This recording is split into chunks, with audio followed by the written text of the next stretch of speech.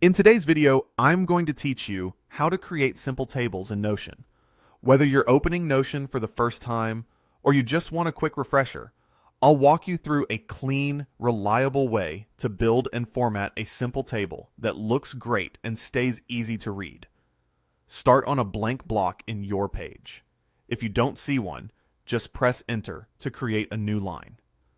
Type /, then Table, and choose Table from the drop-down menu.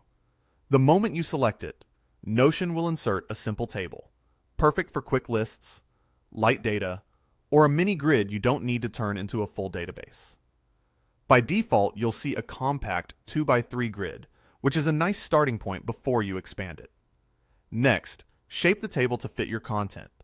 To add more space, use the plus buttons that appear along the right side and bottom edge to add new columns and rows. You can also click and drag the handles on the edges to quickly grow the grid. A quick tip here: sketch out what you plan to track before you start typing. Deciding what each column represents helps you avoid constant rearranging later. Now let's make it readable with clear headers. Hover over the row or the column you want to turn into a header and click the 6-dot icon. Toggle headers, and Notion will apply a subtle colored background and bold text. This simple change makes scanning your table faster and reduces mistakes, especially as the table gets wider. If a column feels cramped or too roomy, hover between column headers and drag the vertical line left or right to adjust the width. This is great for tightening up short labels or giving longer text more breathing room.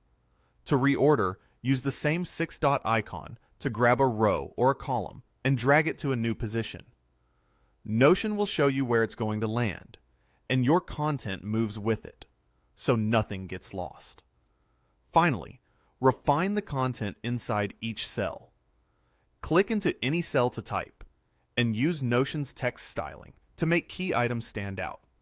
You can bold or italicize, change text colors, and even apply highlights for quick visual cues.